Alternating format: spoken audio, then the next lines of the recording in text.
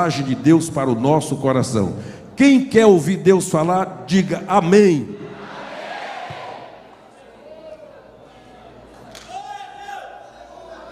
Queridos, quero saudar a todos com a paz do Senhor. Quero aproveitar que estão sobre os vossos pés para lermos o texto, tendo em vista que o apóstolo São Paulo ele se baseia diretamente aos gentios, falando da graça, do amor, da fé e da unidade. Eu quero ler um texto que está no Evangelho segundo escreveu São Lucas, para conciliar o tema, capítulo 5, versículo 27. Há um texto por demais conhecido, mas é Bíblia, né? Evangelho.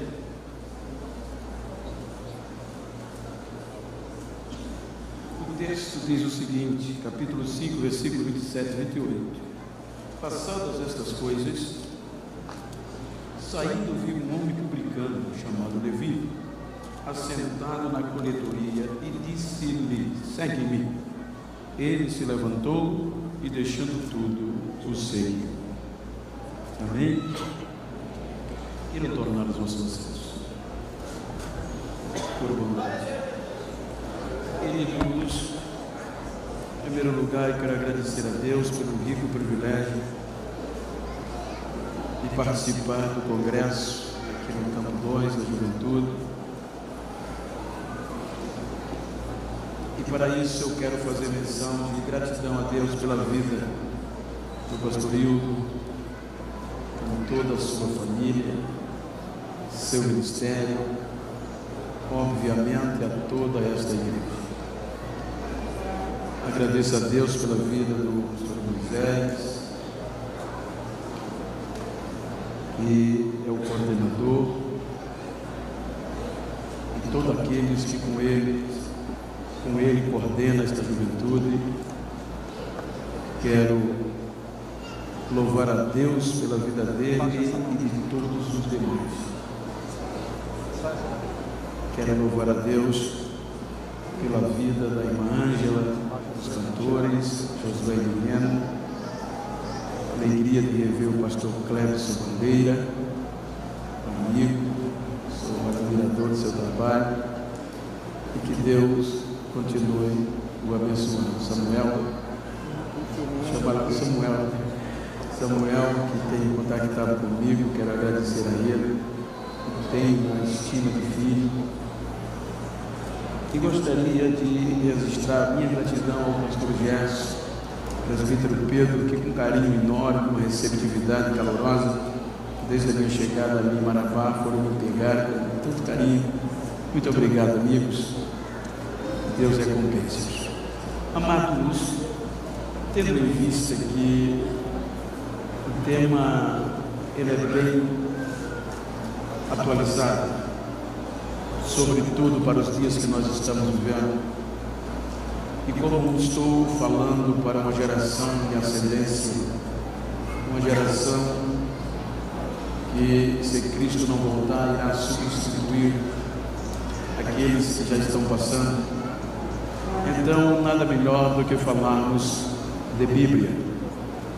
E eu gostaria de falar-lhes sobre resgate na terra da maldição. Quando nós observamos o contexto histórico, o contexto desafiador,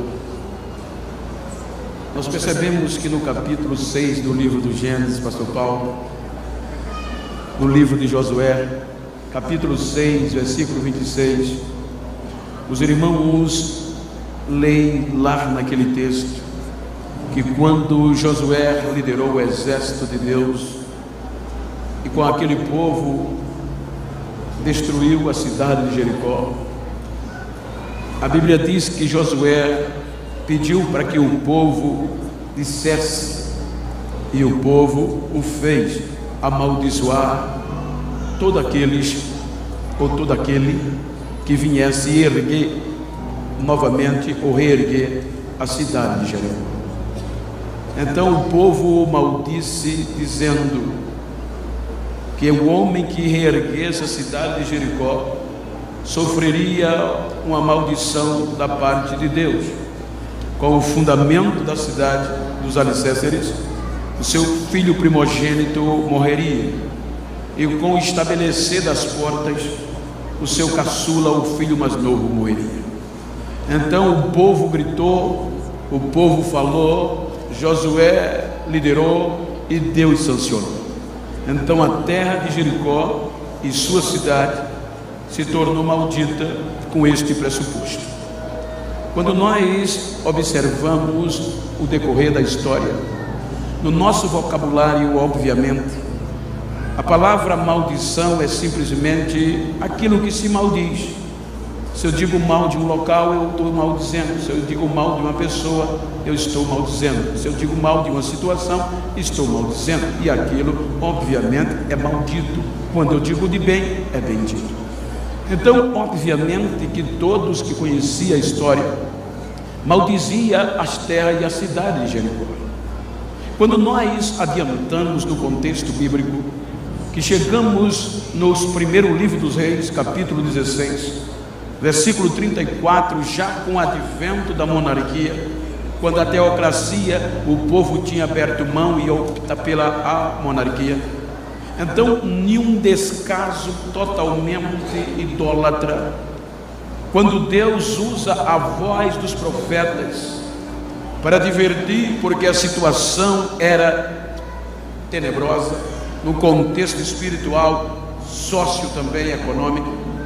Quando nós observamos no período do rei Acabe, os irmãos vão de perceber que foi no começo de Jeroboão, no reino do norte, e a decadência no reino do sul, que de uma forma contundente aparece a voz profética.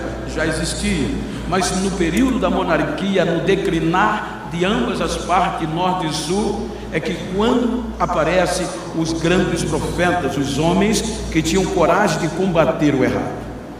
Então, quando a gente chega no capítulo 16, no período de Acabe, a Bíblia diz no versículo 34 que nos seus dias levantou-se um homem chamado Hiel, construtor maldito, e ele teve a ideia de reestabelecer, reestruturar, reerguer Jericó.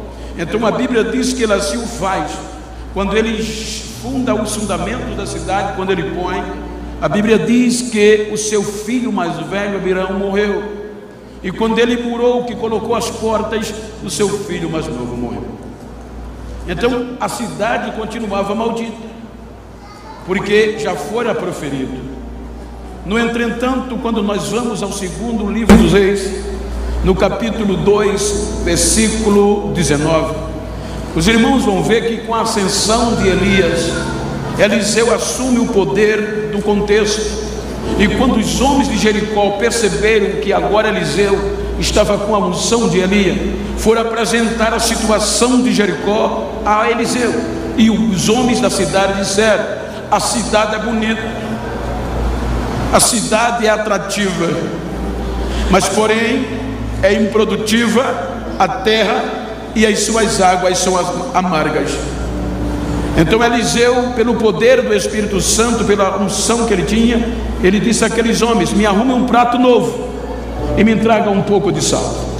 Ele pega o prato com o sal, vai no manancial, dá água nos mananciais e sai derramando sal. E a Bíblia diz que as águas ficaram potáveis e a terra produtiva. A esterilidade da terra foi embora. Isso implica dizer que Deus tirou a maldição de Jericó, mas o homem não. O homem não esqueceu. Então tudo em Jericó tinha um preceito de maldição. Quando nós passamos a história, passa-se a monarquia. O Israel de Deus é submerso a autoridades pagãs. Agora se torna um subalterno aos pagãos. E dentro deste contexto pagão, vem os caldeus, vem os medos e persas, vem o grego macedônio e vem o império romano. Todos estes predominaram sobre a terra de Israel. Todos esses dominaram sobre o povo de Deus. O interessante é que no período dos romanos, quando o romano predomina sobre o povo de Deus, sobre toda a terra, então o contexto se politizou, porque agora a terra de Israel começa a entrar de forma mais contundente na história, tendo em vista que Roma envia Herodes o Grande para reinar lá de norte a sul. Herodes, baseado no critério de fidelidade, ele vai predominar cerca de 64 anos antes de Cristo, quando Roma tomou posse dessa terra. Então Herodes também foi acompanhado por um procurador chamado Pôncio Pilatos. Isso implica dizer que quando Herodes ele chega em Jerusalém, chega na Judéia, chega para reinar, então o caos se estabeleceu. Por quê? Porque os judeus não o aceitaram bem. Então promoveu ele uma reforma arquitetônica excepcional no templo em Jerusalém, para ganhar popularidade. E com essa grande reforma, os sacerdotes começaram a aceitar por menor, blasfemando o templo como torres com nome de pessoas romanas. Então, tirando a originalidade do princípio, porém Herodes entrou na popularidade, e com isso os judeus se tornaram peças fundamentais para Roma, por conta dos impostos, que era a menina dos seus olhos. No interim, a Bíblia nos fala com a história que agora surge de forma excepcional os grupos religiosos, partidários, para cada um defendia a sua tese.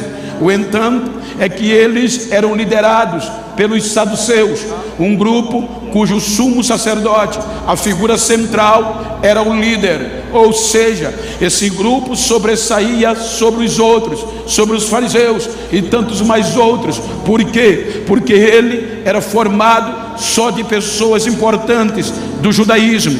O sumo sacerdote, a figura central, o sagrado, era o líder deste grupo. Portanto, eles não acreditavam no contexto oral, que dizia que existia céu, que existia anjo, que existia espírito. Eles só acreditavam na lei, na Torá, naquilo que estava escrito. Então, neste contexto, o que os saduceus reuniam, os sacerdotes, os principais, os anciões, era como se fosse o pastor presidente, era como se fosse os dirigentes de congregação, e como se fossem membros da diretoria. Quando eles se reuniam, o que eles decidiam era isso que prevalecia.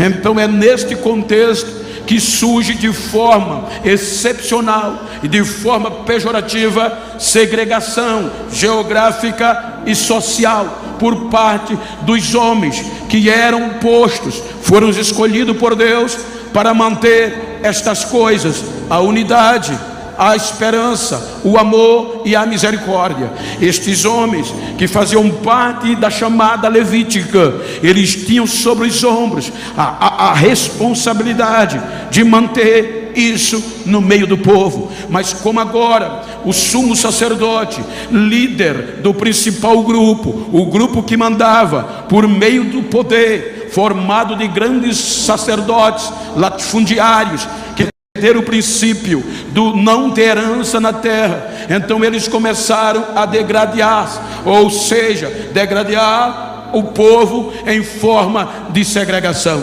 Começam com a segregação geográfica. Então, para eles começam a determinar o lugar santo, os lugares puros, ou seja, puros e impuro. Então, em primeiro lugar, vou usar em termo de gráfico, em primeiro, no centro, para eles era o templo. O templo era o centro de todas as coisas. Em nenhum outro lugar, desde o tempo de Salomão, com a inauguração daquele templo, no seu primeiro estágio, não se podia adorar em outro lugar, nem no norte, nem nas montanhas, nem nos montes se podiam adorar, porque eles se baseavam na lei, quando Deus disse: os meus olhos estão atentos, os meus ouvidos, as orações que sejam feitas neste lugar. Então o templo era o lugar central, era o sagrado revelado. Então no centro estava o templo, em segundo lugar vinha Jerusalém, a cidade santa,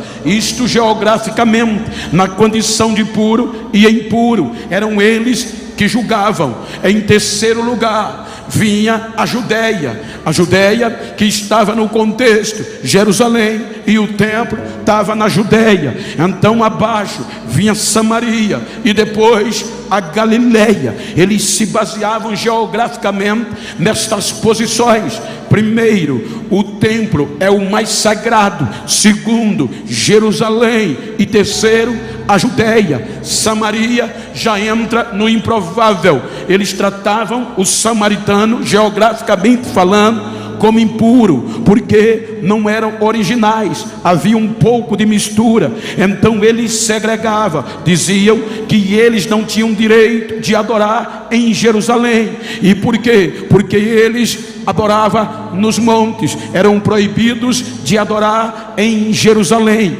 Portanto, vinha a Galileia. A Galileia era a pior de todas, porque está na fronteira com a Sírio-Fenícia, e muitos pagãos migravam para morar na região da Galileia, e isso misturava judeu com gentios. Então eles diziam, judeus com pagãos, que havia uma mistura e não havia originalidade, e diziam que os galileus eram impuros. Aí vem a divisão social, a segregação. Eles faz a seguinte expressão: o sumo sacerdote é o mais sagrado, é a voz de Deus, a festa é sagrada, tudo é sagrado, o que ele diz tem que se obedecer. Era o alto clero, e todos os sumos sacerdotes eram parte do alto clero, estava no topo, era o intocável, eram os mais sagrados, pregavam e decidiam e iam vivendo.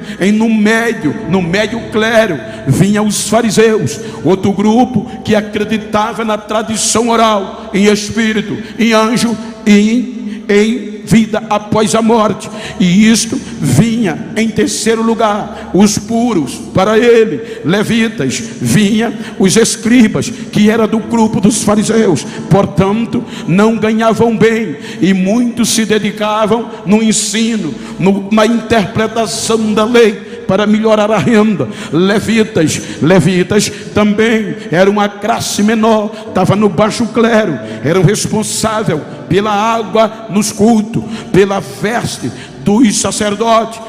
Vinha os analfabetos, eles amaldiçoavam os analfabetos, e o sistema dizia, o grupo alto clero dizia, que quem não sabia ler era maldito, porque está escrito: quem não sabe ler não conhece a lei, e se não conhece a lei é impuro, é maldito. Isso que eles pregavam. Vejam que não foi à toa que lá na frente, depois da ressurreição, o próprio Jesus, através de João, bate nisso aqui: bem-aventurado os que lê e os que ouvem e guarda no coração as profecias deste livro. Ou seja, em segundo lugar vinha a profissão, mesmo sendo judeu, mas aquelas profissões que eles chamavam de impuras, estavam os cobradores de impostos, estavam os publicanos, que eram funcionários de Roma, para tirar impostos dos judeus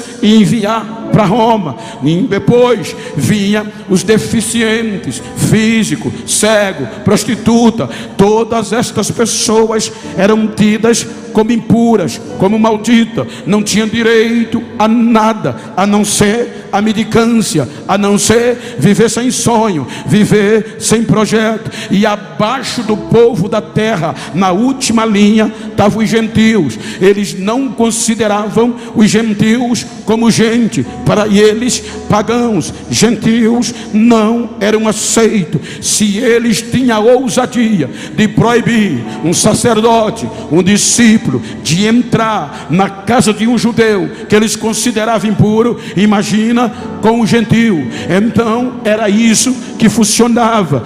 Muita gente, muitos jovens tinham sonho, mas o sistema abafava por algumas deficiências. Aonde está o impacto? É que quando Jesus aparece, ele aparece lamentando esta situação. E quando Jesus aparece no cenário, é para mudar o quadro. Ele vem trazendo do norte, de uma região que eles não acreditavam, uma nova mensagem de esperança. A mensagem de Jesus começa a bater de frente com o sistema, porque o sistema dizia: a cúpula, o alto clero, ninguém pode pregar que tem espírito, ninguém pode pregar que tem anjo, ninguém pode pregar que tem vida após a morte. Aí quando Jesus aparece pregando, ele vem pregando isso: eu estou cheio do Espírito, eu tenho anjo ao meu serviço, e eu vim preparar um lugar santo. Eu vou, existe céu. Jesus dizia: existe vida após a morte.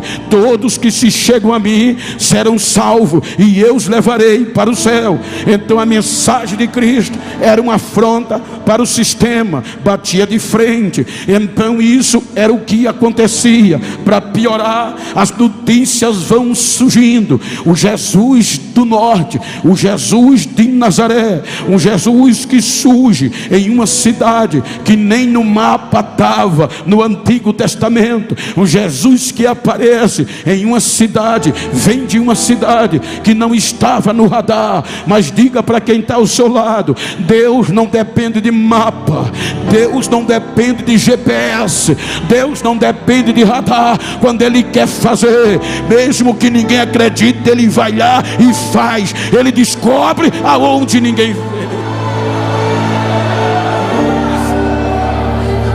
Aí Jesus surge de Nazaré.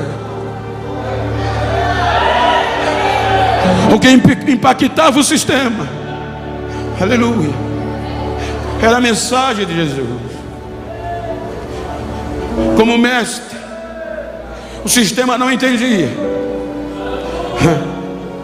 porque o sistema segregava as pessoas.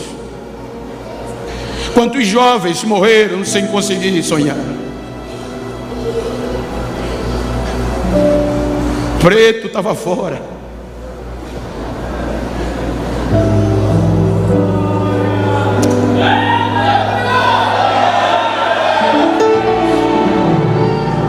Gentil estava fora. Para o sistema, a gente nunca ia cantar louvores. Para o sistema, a gente nunca ia formar um conjunto como este. Aí vem Jesus da região do norte.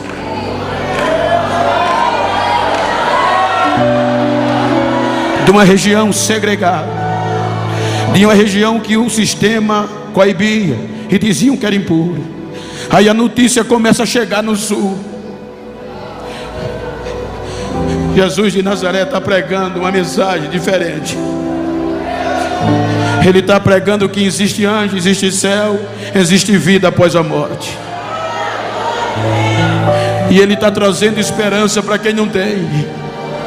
Mas como? Ele está pregando uma mensagem e está restaurando os doentes. E a multidão está crescendo, acompanhando ele. E ele está fazendo cada dia algo novo que ninguém nunca viu. Por exemplo, o cego está voltando a enxergar pela mensagem dele. O mudo está falando, agora está cantando. O surdo está ouvindo e está ouvindo o que ele prega. O morto está voltando a viver. E os projetos falidos ele está reerguendo. Ele está trazendo uma mensagem que está dando esperança a quem não tem, está dando vida a quem a gente desprezou.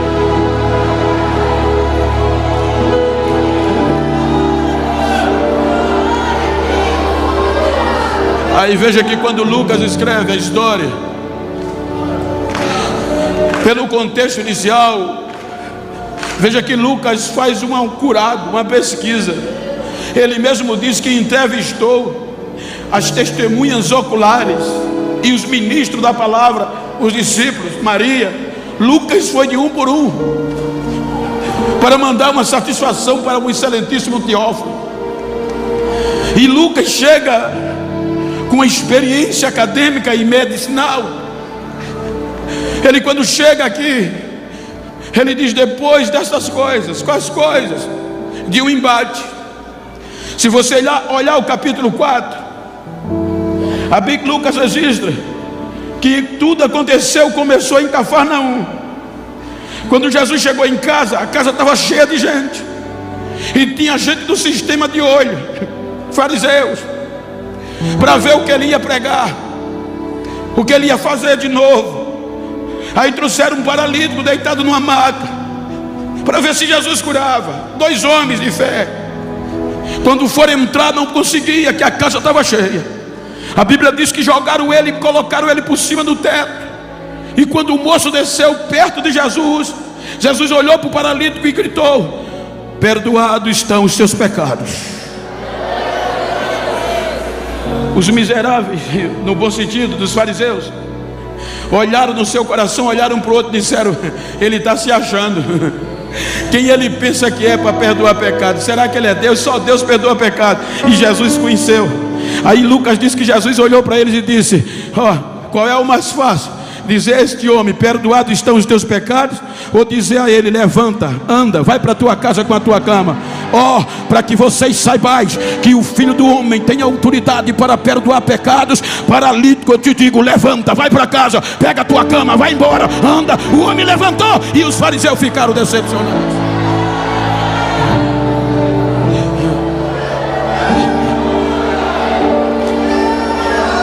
Aí Lucas diz: saindo dali, ele passou na coletoria de impostos. O que era a coletoria de impostos? Era lugares de recebimento de impostos para Roma. Só para os irmãos entenderem um pouco, quem era cobrador de impostos ou imposto era descartado pelo sistema, mesmo sendo judeu. Nem adorar podia, não podia receber visita de ninguém judeu que eles consideravam puro, e muito menos comer com eles. Alguns historiadores dizem que naquele dia Cafarnaum estava cheio de cobradores de impostos. Há alguém que diga historicamente, verbalmente, que naquele dia tinha cerca de 230 cobradores de impostos a serviço de Roma na região. Quando Jesus sai da casa que fez o milagre, veja que ele fez um milagre no improvável, em que o sistema descartável. Aí Lucas diz que passando ele pela coletoria de impostos, viu um homem. Quem crê que Jesus ainda vê? Ele viu um homem sentado na coletoria, e Lucas diz que ele passou pelo homem. Quando igualou com ele, não contou história, só olhou para Levi, ou também Mateus, e disse: levanta, deixa tudo isso aí, vem e segue-me. E Lucas diz: Levi deixou tudo na hora, levantou e seguiu. Qual a gravidade aqui? Ser um coletor de impostos era uma profissão terrível, de boa. Era um funcionário da Receita Federal hoje, parafraseando para os nossos dias. Tinha bom salário, era conceituado diante de Roma, era um emprego que muitos queriam. Agora Mateus está lá sentado, vem Jesus, passa, faz uma proposta, sem salário, sem vida boa, e automaticamente ele levanta e deixa tudo para trás. O interessante, gente, é que Lucas, continuando a leitura, a escrita, Lucas diz que ele ficou tão alegre que resolveu dar um culto em ação de graça. Como é que pode isso? Desempregado. Você já viu alguém desempregado sem ter salário proposto a culto em ação de graça? Ele deu. Desempregado, talvez a mulher dizendo: você está doido, meu marido, Você deixou o emprego que garantiu o nosso sucesso para seguir este homem que não tem proposta de salário nenhuma. Deixei, mulher. E prepara aí um grande banquete, que eu vou dar um culto em ação de graça. Qual foi a proposta que ele fez? Ele só me chamou, mas eu acreditei que tem coisa maior a vir. Ele fez um grande banquete, um culto em ação de graças. Chamou, aqui dá para entender que tinha muita gente, que Lucas diz, ele chamou numerosos, em outras versões, multidões de amigos cobradores de impostos. Veja que Lucas diz, numerosos, em outras versões, multidão de quê? Amigos cobradores de imposto em Cafarnaum. Mateus está dando um culto em ação de graça e está chamando todos os amigos de profissão antiga. E eles foram. Chegaram na casa de Mateus, entrou Jesus, Mateus, os publicanos e os discípulos, e começaram na festa, o culto em ação de graça.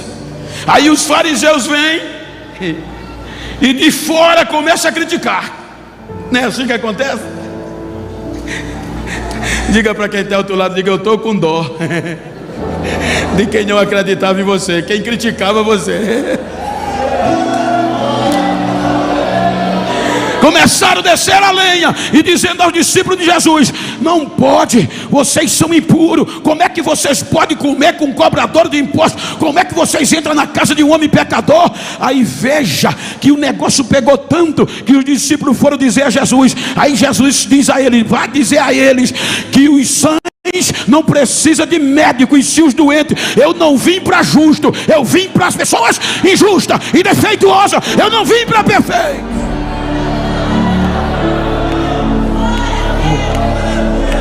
Tem alguém perfeito aqui?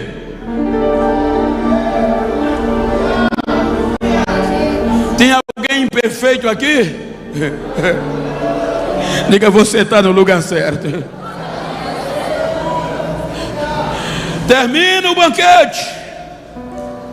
No outro dia a notícia se espalha. Jesus entrou na casa do homem pecador. E sabe aonde a notícia vai chegar? Em Jericó. A notícia chega nos ouvidos de Zaqueu. Quem era Zaqueu? O chefe de Levi. Aí alguém chegou dizendo: Zaqueu, tem uma cadeira vazia lá em Cafarnaum. O que é que houve? Levi deixou o cargo. Mas por quê? Sem me avisar? O que é que houve? Passou um homem por lá chamado Jesus de Nazaré, fez uma proposta a ele, sem salário, sem condomínio fechado, só fez chamar. Ele levantou e na hora e seguiu Jesus, ainda deu uma festa. Gente, quando Jesus me salvou, depois de uns 4, 5, 8 anos, eu comecei a estudar, e eu cheguei a galgar uma profissão que não era tão mais uma profissão. Eu era responsável pelo transporte e carregamento da empresa que eu trabalhava, de logística, e era amicíssimo, me tornei amicíssimo dos donos, que são muito ricos. E isso me deu o direito de cerca de 300 a 400 famílias, depender da minha, eu tinha poder de mandar ir e de mandar vir. E às vezes, só para os irmãos entender, eu pegava jovens que não tinham profissão, era rurícola, limpador de mato, cortador de cana, e eu dizia: vou investir nele, e tornava eles um motorista. Mas tinha investimento, eu dava instrução, a empresa me ajudava, eu colocava instrutor e tornava ele um profissional. Quando eles alegres trabalhavam um ano, vinha e dizia: pastor, eu vou embora, uma empresa melhor me chamou. Eu dizia: e os investimentos? Não, pastor, eu tenho que pensar em mim. E ia embora. E eu não conseguia entender. Agora imagina, a notícia chegou em Zaqueu. Levi deixou o emprego. Tem que mandar alguém para lá às pressas. Aleluia. Foi uma empresa maior? Não, foi só um homem. Qual é a proposta de salário? Foi maior do que ele ganhava? Nem salário tem. Tem alguma caminhonete para ele? Tem não, vai andar a pé.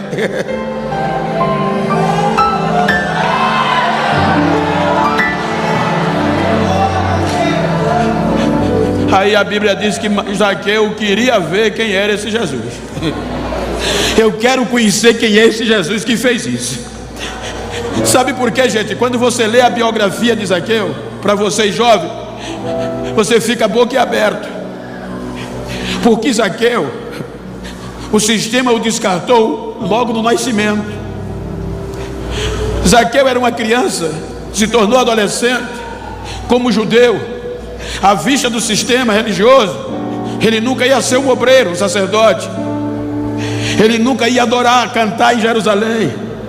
Ele não podia cantar em nenhum conjunto, porque ele tinha uma deficiência física, era pequenininho demais, era baixo, e o sistema descartava quem tinha deficiência. O interessante é a lição que esse menino, esse jovem nos dá, Zaqueu. Ele era tão dinâmico que ele superou as frustrações.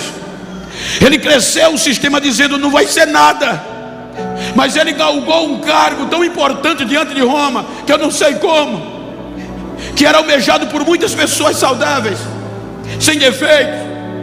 Ele se tornou o Guedes do Brasil hoje, ministro da Fazenda, responsável pela economia de toda a Judéia para Roma, de toda Israel. Era chefe dos publicanos, dos cobradores de impostos. Ele venceu seus traumas. Ele não deu ouvido ao que as pessoas diziam. Ele venceu os seus limites. Eu sei que eu não estou pregando nesta noite para super-humano, super-homem, super-mulher, nem super-crentes. E eu estou pregando essa mensagem porque tem alguém aqui que precisa ouvir. Você não é um projeto, mesmo que o homem desprezou, descartou você, você não é um projeto descartado, não. Eu li um livro, não sei, salvo engano, Fome de Deus, e eu acho que eu achei lindo, quando um rei, diz o escritor, na festa da cidade colocou um pau de sebo no centro da praça, e no cume do pau colocou dinheiro, colocou comida. A primeira pessoa que conseguisse chegar ao topo ganharia, era dele. Então revolucionou a cidade. Cada um que subia, a multidão chegava, não vai conseguir, não vai, tentava, escorregava. Chegou um alpinista experiente em escalar montanhas. Quando foi subir, a multidão começou a gritar: não vai conseguir, não vai, já tentaram. Ele, quando chegou a alguns metros, desceu, não conseguiu. Veio uma criança de uns 9 anos, quando olhou para cima, que viu a comida e o dinheiro, não contou a história, foi para o pau, começou a subir, chegou no topo, pegou a comida, pegou o dinheiro, desceu, correu para casa, chamou a atenção de todos.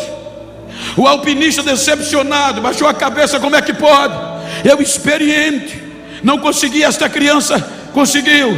Foi atrás do endereço da criança, encontrou. Quando chegou na casa, estavam comendo a comida, o pai, a mãe, os irmãos e ele. E o alpinista bateu na porta, disse: eu só quero saber uma coisa, o que de especial tem esta criança? Porque eu tentei, eu sou experiente e não consegui. O que levou ele a conseguir? O pai disse: porque estava com 3 dias que a gente não tinha comida em casa. Então, quando ele viu comida, deu prioridade. E o segundo motivo, ele é surdo, ele não ouviu o povo gritando que ele não ia conseguir.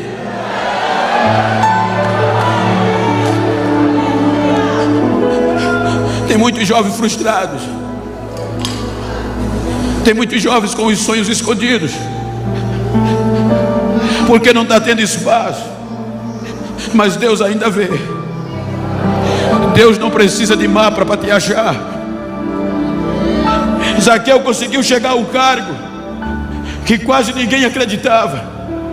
Agora a notícia chega e ele desejava: eu quero ver quem é este Jesus, eu quero conhecer este Jesus.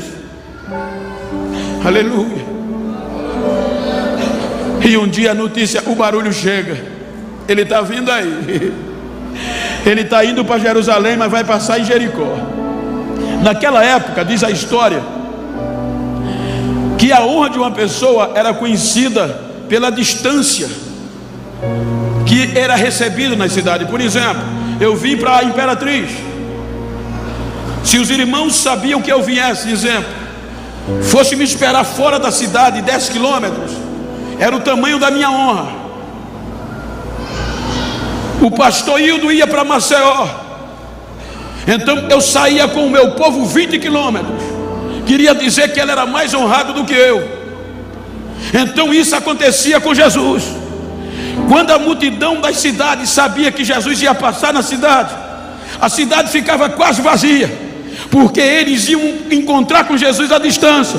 Cada um saía levando os seus doentes nas costas, na maca, endemoniado, e saía semeando na beira do caminho por onde ele vinha. E onde Jesus passava, a Bíblia diz que os demônios corriam, tudo era curado, e ele sarava a todos, e havia barulho.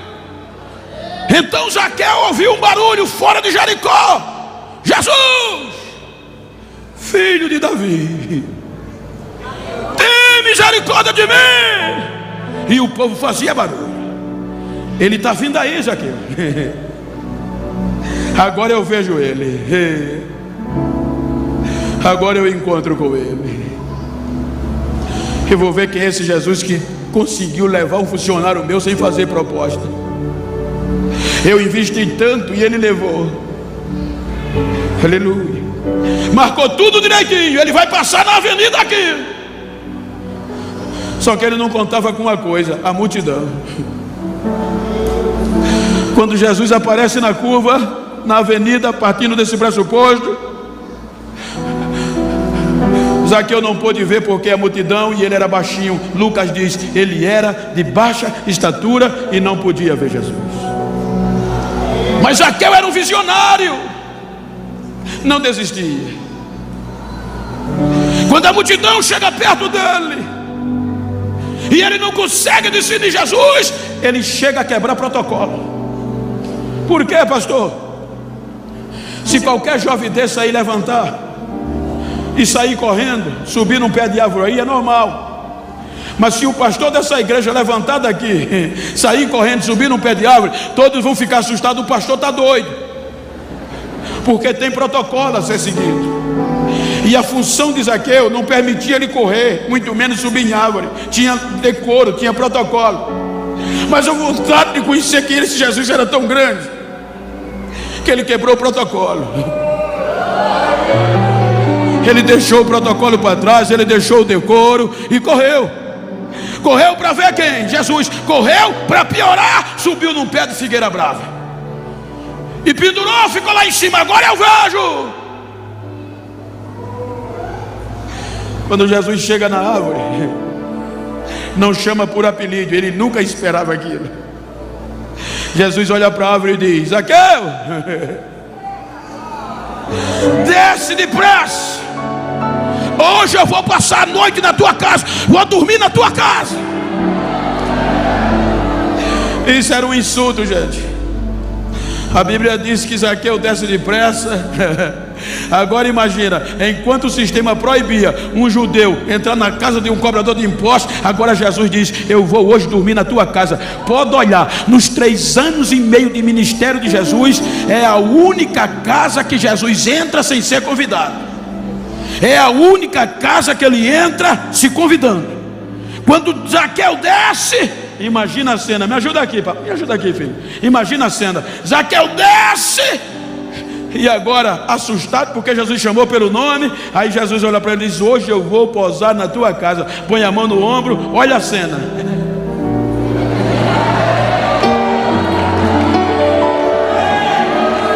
Só para chatear, diga: estou com dó de quem não acreditava em você. Agora ele entra na casa.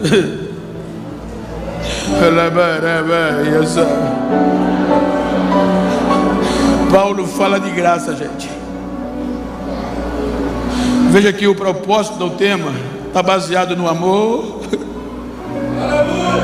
na graça, no favor imerecido. Zaqueu era judeu, descartado pelo sistema, e nós éramos pior do que Zaqueu, estava abaixo da linha, gentios. Veja que quando Paulo começa a escrever o capítulo, ou no 3 ou no 4, ele diz: eu sou prisioneiro de Cristo por amor a vós, ó gentios. Agora Jesus vai para a casa de Zaqueu. Quando entra na casa de Zaqueu, Lucas diz que o povo desceu a madeira, não contra Zaqueu, mas contra Jesus. O povo todos, diz Lucas, que todos murmuravam contra ele, dizendo: ele entrou para se hospedar na casa de um homem pecador. E murmuração é sério, gente. Mateus diz que eles começavam a murmurar: como é que pode? E descer a madeira, e Jesus calou. Quando o povo murmurava, Zaqueu fica de pé e grita: Senhor, Senhor, eu estou disposto a dar metade do que eu tenho aos pobres. Se você olhar o capítulo 18, um jovem religioso, rico, poderoso, que cresceu na igreja, no sistema, Jesus fez um convite, ele recusou.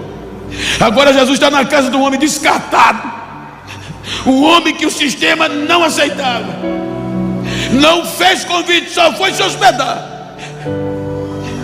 Um político. E ele diz: Senhor, eu estou disposto a dar metade do que eu tenho aos pobres. E se alguém aí que está murmurando provar que eu roubei alguma coisa dele, Senhor, eu estou disposto a devolver 4 vezes mais. Ou seja, se eu roubei R$2, eu vou devolver 8, se eles provar que eu roubei. Quando ele disse assim, Jesus ficou tão alegre que Jesus eleva a voz, dá para ver ele sorrindo, e ele grita, gente. Ele grita para a multidão e diz: hoje chegou salvação a esta casa, porque este também é filho de Abraão. Ou seja, ele tem o mesmo direito que vocês têm, ele não é pior do que vocês. E eu vim resgatar o que se havia perdido. Eu vim acreditar em quem ninguém acredita.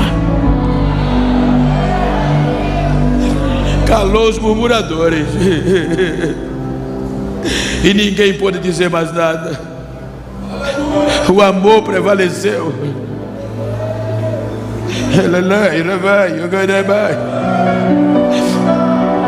Eu não sei como você chegou aqui esta noite,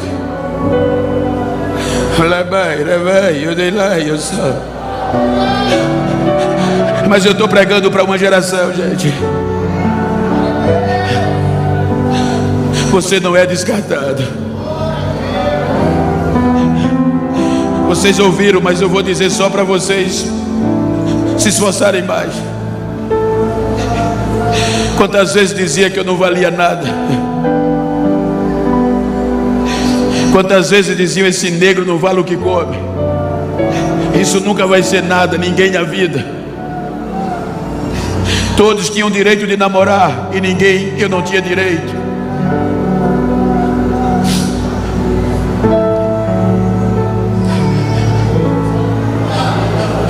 Dentro do canavial, levantando 4 horas da manhã para cortar cana com meu pai desde os 12 anos.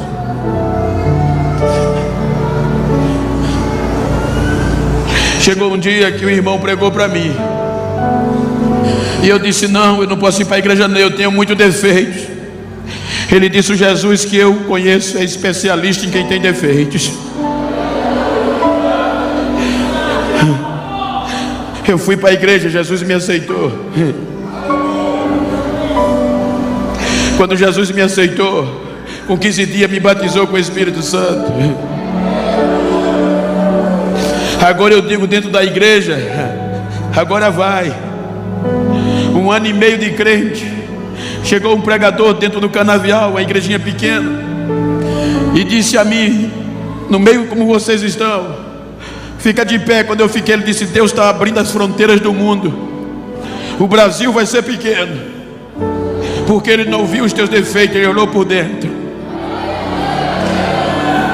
O amor e a graça dele sobrepuja todos os teus defeitos. 3 dias depois, foi um grupo de obreiros, não foi qualquer crente não, foi obreiros. Me pedi para não acreditar, o pregador errou, ele está doido.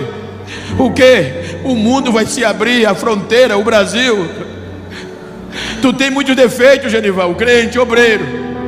Mas vocês não dizem que Jesus não olha defeito? Mas é impossível no seu caso. Você é pobre demais. O mundo, se fosse a nossa cidade ainda dava para acreditar. Mas o mundo, o Brasil, tu é analfabeto, Beto. Tu é pobre, preto, vai para onde? O sistema costuma descartar as pessoas.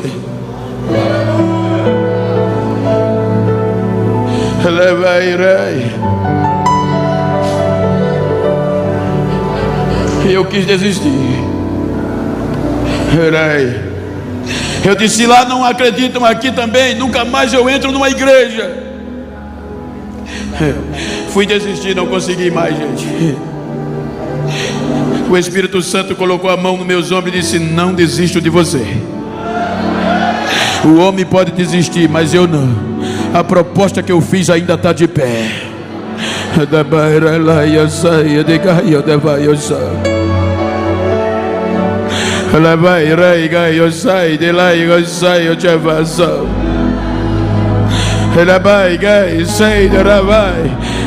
Deixa eu profetizar aqui. Deus está mandando eu te dizer: não dá para desistir não, filho. Não, Ele não desiste de você. Olha para quem está ao teu lado, profetiza para ele, diga: não dá para desistir mais não, filho. Pode rasgar o projeto, desistir não vai mais não, porque Deus não desiste de você. Você foi escolhido por Deus, queira o homem ou não, foi Deus.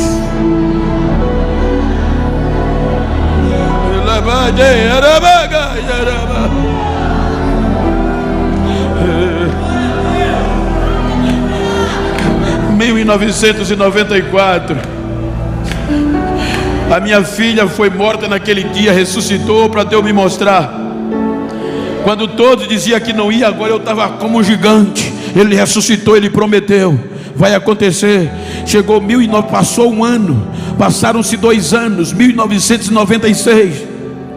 Eu ansioso. 1997 chegou aqueles amigos. Cadê? Qual foi o país que veio? Qual foi o estado do Brasil que veio? Eu baixava a cabeça, chorava. Quando eu chegava na congregação, aquelas irmãzinhas do cocó aqui saía marchando, nem sabia falar a Jesus. Jesus me mostrou, irmão Geno, o que? O Senhor voando na asa de aspa, lá e para cá, ainda está de pé. O projeto ainda está de pé. A proposta ainda está viva. 15 anos se passaram. E eu, quando deu 2009, o telefone toca, era o secretário-geral da convenção do estado de Alagoas.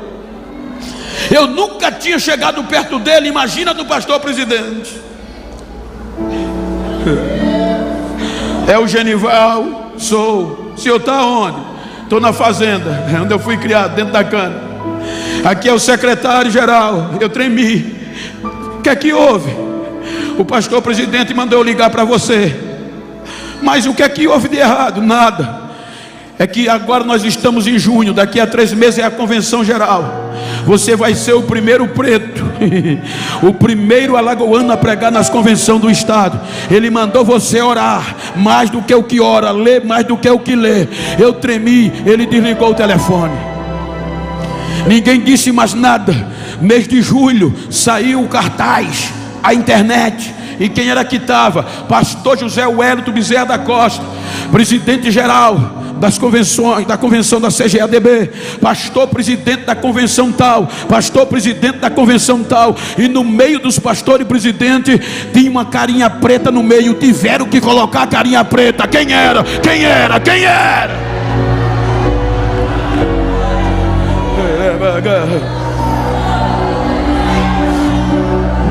Quando a carinha preta apareceu, os fariseus foram ao pastor: pastor, o senhor vai ter coragem de botar aquele negro para pregar na convenção? Vou. O senhor sabe que ele não tem cultura? Sei. Sabe que ele é preto? Olha a foto, já está dizendo. Sabe que são 30 mil pessoas por noite e só vai ter pastor presidente no altar? Sei. O senhor perdeu o juízo? Não, foi Deus que me mostrou, foi Deus que mandou. Ponto final. Deus ainda mostra, Deus ainda acha.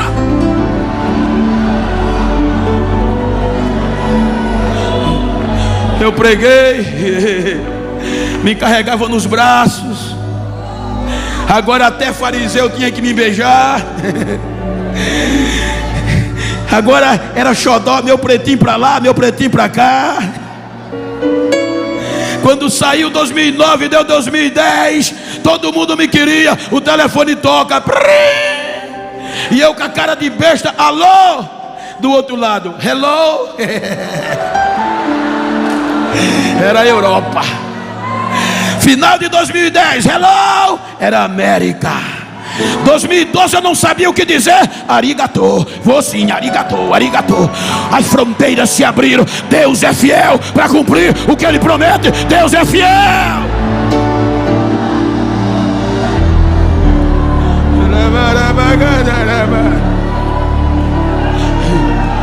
Eu estou pregando para uma nova geração. Eu não vim aqui preocupado com o movimento, não. Eu não vim aqui preocupado que você rode. É bom que rode, que a palavra faz isso. Eu creio, mas eu vim aqui para te dizer que você não é um projeto descartado. Deus ainda vê. O Deus que viu Levi, Ele te vê. O Deus que vê Zaqueu, Ele te vê.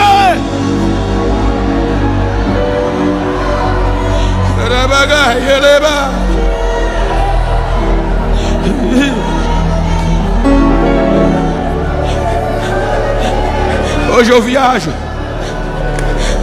cerca de 23 a 25 viagens de avião por mês. Hoje eu viajo, eu cruzo o oceano umas 15 vezes no ano, porque não posso ir mais por as agendas do Brasil. Hoje eu prego nas convenções gerais do Brasil. Hoje eu prego nos maiores eventos do Brasil e fora dele. Pretinho do mesmo jeito. Façam biquinho ou não, eu estou lá.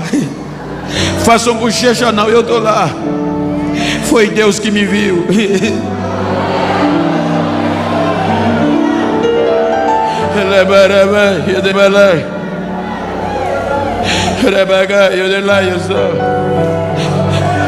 Eu vim resgatar o que ninguém acreditava. Eu vim resgatar o que se havia perdido. A gente muitas vezes esquece disso. Eu não vim aqui só pregar nenhum tema até sermos um.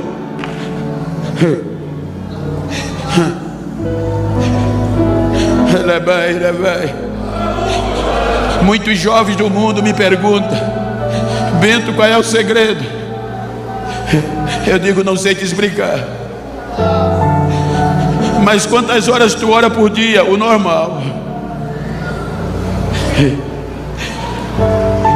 Mas quando eu chego em casa, eu posso olhar para o rosto do meu pastor e dar um beijo nele e ele vir. Quando eu chego na igreja, eu posso abraçar o meu irmão. O segredo não está em mim, está na unidade. Eu estou pregando aqui, mas tem joelhos dobrados na minha igreja, como se fosse eu que estivesse lá. Falar de unidade eu achei interessante. Eu estava pregando no Rio de Janeiro, Angra dos Reis, e os pescadores profissionais, a gente no jantar, ele disse: Bento, A gente começou a falar de peixes. Eles disseram: Bento, o peixe mais difícil que tem, um dos mais difíceis que tem de tirar do mar, é a sardinha. Mas por quê? Porque a sardinha é terrível, ela não anda só anda em cardume. Então quando a rede alcança, não pega só uma, pega o cardume. Se não souber levantar, não arranca ela do mar. Mas elas não têm dente, não tem esporão, elas são indefesas. Mas o segredo está na unidade. Mas como? Quando elas percebem que caíram na rede, que a rede estica para suspender, as que estão embaixo, Bento, sacrifica-se como se fosse um só peixe, e as que estão em cima faz força para baixo, para largar a rede. Muitos pescadores perdem o cardume porque elas têm o poder de rasgar a rede. Uma sardinha só não rasga, mas as que estão em cima faz pressão para baixo, e as que estão embaixo diz: posso morrer, mas o grupo vai ser liberto. Aperta, aí a rede estoura. Sabe o que eu acho mais difícil entre nós? É isso aqui, gente, a unidade. Isso aqui é muito forte, gente, de sermos um. Foi para isso que Jesus nos escolheu. Independente dos defeitos, antes dele ir, ele disse aos discípulos: um mandamento eu deixo a vocês, amai-vos uns aos outros como eu vos amei. Ele fez um pedido, o Pai justificou na última oração: Pai, eu quero te fazer um pedido. Qual? Assim como eu sou um em ti, que eles sejam um em mim e em ti, Senhor. Mas para quê, meu filho? Porque se eles forem só um, Pai, só assim o mundo vai acreditar que o Senhor me enviou. Ou seja, não é pregar bem, não é cantar bem. O segredo não está em seu bambambam. O segredo está na unidade, na unidade, na unidade. O segredo está na unidade. Comprovadamente, a gente é acostumado a deixar muitos para trás.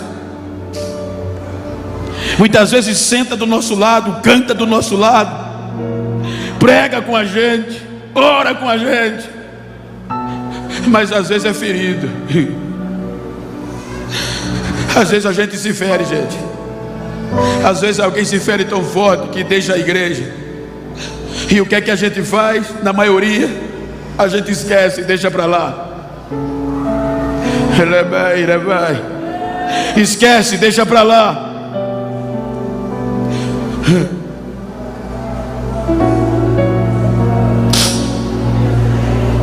Eu conheço lugares que proíbem crente de dar paz do Senhor a quem se feriu.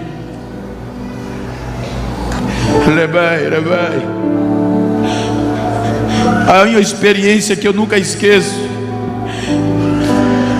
é de um soldado americano, amigo meu. Eu fui parabenizar ele porque ele guerreou na guerra do Afeganistão. E ele me disse algo que marcou a minha história. Eu parabenizando, ele disse: não, Bento, isso não importa. A coragem não está na guerra, está no alistamento. Porque quando a gente se alista, a gente já morreu ali. E a gente é treinado para dar a vida por duas causas: a pátria e o amigo. Quando a gente vai para a guerra, não é um soldado, é um grupo, é um exército, traduzido em um só homem. Então a lógica, a prática é: a gente vai para a guerra, e o segredo é: eu não posso largar o meu companheiro, não posso deixar ele para trás. Eu sou treinado, dizia ele, dar a minha própria vida para salvar o meu amigo, meu companheiro pela pátria. Eu achei lindo quando ele disse: Bento, tem hora que a gente está na guerra e um amigo pisa num campo minado, a bomba explode, joga ele para cima. Quando ele desce, já desce sem os pés e sem os braços. Aí a gente quer deixá-lo para trás, mas o treinamento diz: é você que está lá, vai olhar, ainda está respirando, tá, coloca no ombro e traz para o acampamento. Ainda tem jeito, ainda está respirando, tá, coloca no ombro. Dá uma olhadinha para quem está ao teu lado e está respirando.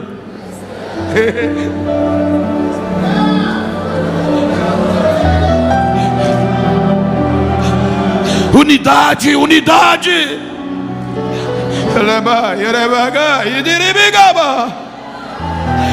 Eu vim buscar, eu vim resgatar, eu vim salvar aquilo que estava perdido, que ninguém queria mais.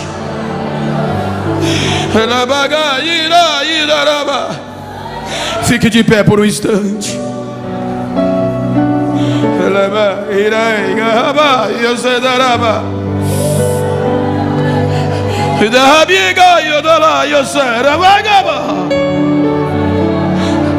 Se você puder, dá uma olhadinha para esse crente que está do teu lado, se for do mesmo sexo. Não me tenha como inovação. Me ajuda aqui, companheiro, me ajuda aqui, por favor. Um companheiro, me ajuda aqui. Está perto de uma pessoa do mesmo sexo, vira para ela aí. Como eu estou com um companheiro aqui. Está perto de uma pessoa íntima, vira para ela aí. E diga para ela: não estou nem aí. Quero nem saber como você começou esse congresso. Se com perna ou sem perna, se ferido ou sarado. Eu estou com dó de quem pensou que você estava abandonado. Eu sou um com você em Cristo. Diga: se depois daqui, se depois desse congresso, diga a ele, encontrar alguém que pensou que eu estava abandonado, que eu ia ser deixado para trás e que Deus tinha me esquecido, dá um recado a ele. Diga a ele que a casa dele caiu, porque se depender de mim, você não vai. Ele called the house.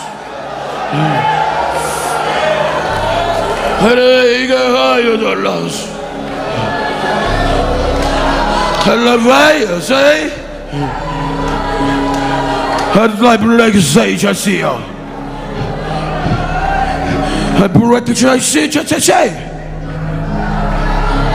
O Espírito do Senhor está falando com a igreja. Está usando alguém em línguas diferenciadas nesta noite. Eu sei da rai. Replicai sei da divo braço. Daí que ela já se joga sei daí que eu sempre até cedo ela. Aí vi de gay da raia da casai.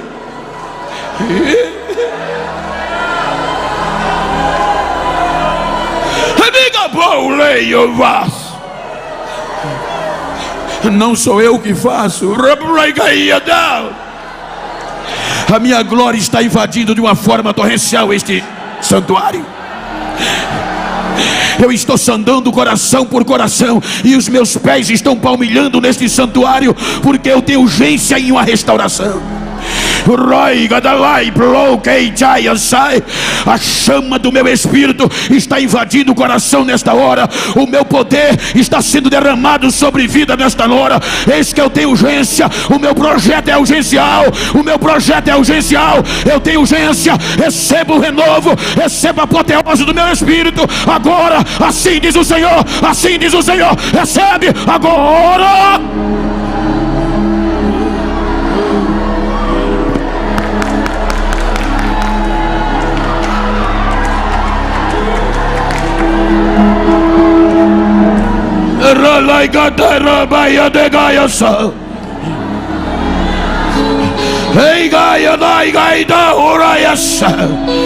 Deus está renovando o ministério nesta noite. Deus está levantando a dedo jovens cheios do seu espírito para fazer a diferença. Imperatriz que te aguarde, o Brasil te espera. Deus tem urgência, Deus tem urgência, Deus tem urgência, Deus tem urgência.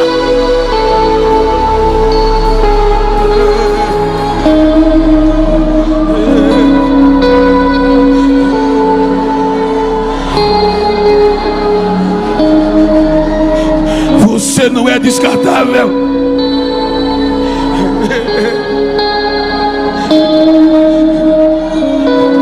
Você não é descartável.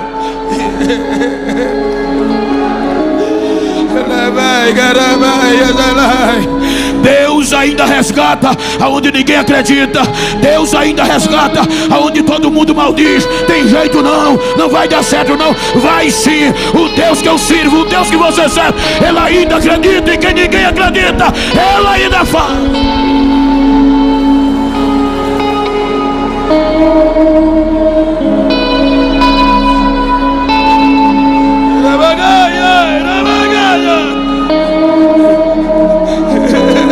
Por 1 segundo, por 2 segundos, sopra Abraça essa pessoa, abraça ela. Eu estou sentindo algo grande aqui. Diz no ouvido dela: você não é descartável, você não é descartável. Deus não desiste de você, nem eu. Eu sou um em você, eu somos um em Cristo. Não!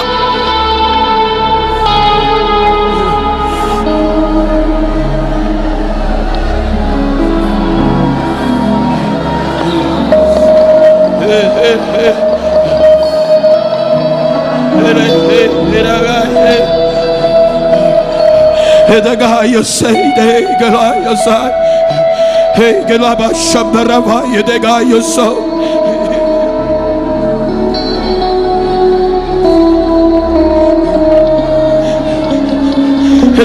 Eu sou, eu check eu sou.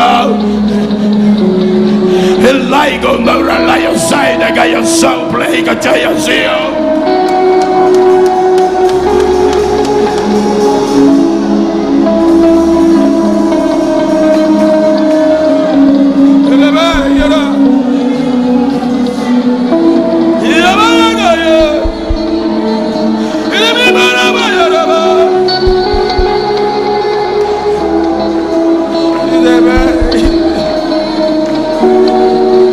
Cadê você? Cadê você que chegou aqui afastado? Cadê você que chegou aqui desacreditado? Vê se tem alguém afastado perto de você. Veja se tem alguém não crente perto de você. Coloca ele no ombro e diga para ele: você não vai ficar para trás. Se depender de mim, você não fica. Cadê você? Chegou frustrado. Você não é descartável. Vem depressa.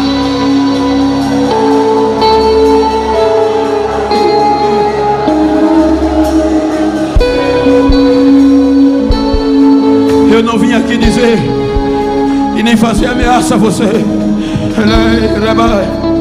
Eu vim dizer que Deus ainda acredita em quem ninguém acredita.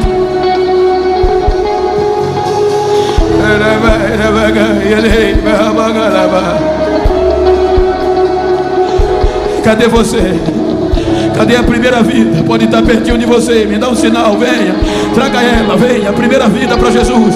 O primeiro filho afastado. Cadê você?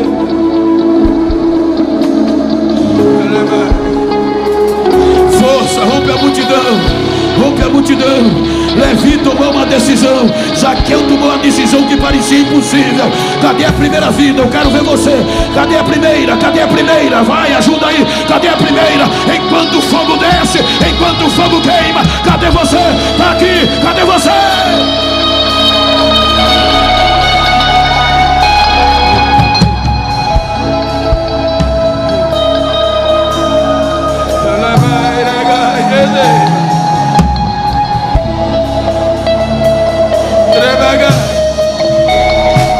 Cadê você? Cadê você? Venha, filho, venha, filha. Cadê você?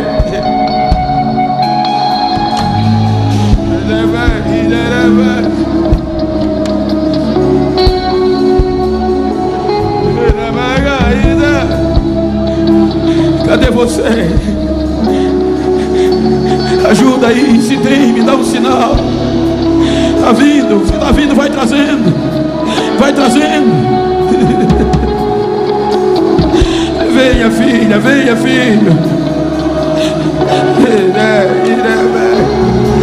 Deus ainda resgata onde ninguém acredita. Para muitos, Levi não tinha jeito.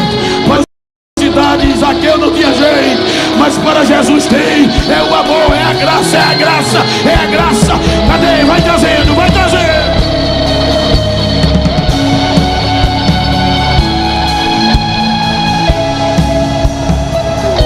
Vem, filho, vem, filha.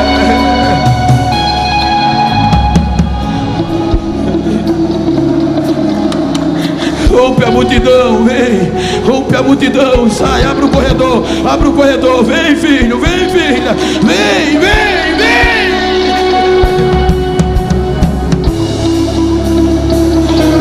Venha, filha, venha, filha.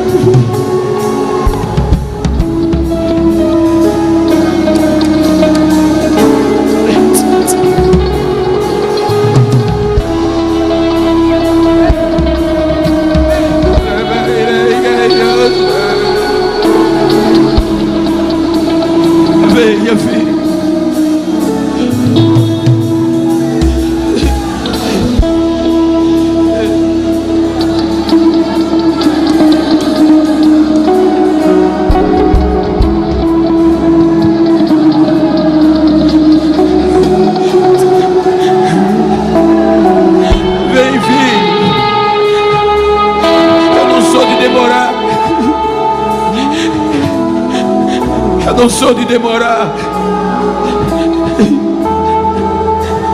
mas tem mais. Vem, jovem. O plano de Deus é lindo para você. Deus tem algo urgente para você. Vem, filho, vem, filha. Volta para casa, filho. Deus está devolvendo teus sonhos. Hoje os teus projetos estão sendo restaurados. Cadê você? Venha. Cadê você?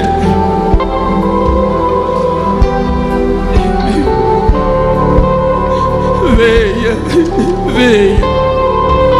Abra o corredor, venha, filho, venha. Deixa essas lágrimas cair, deixa. Venha, filha, chegou, venha, venha.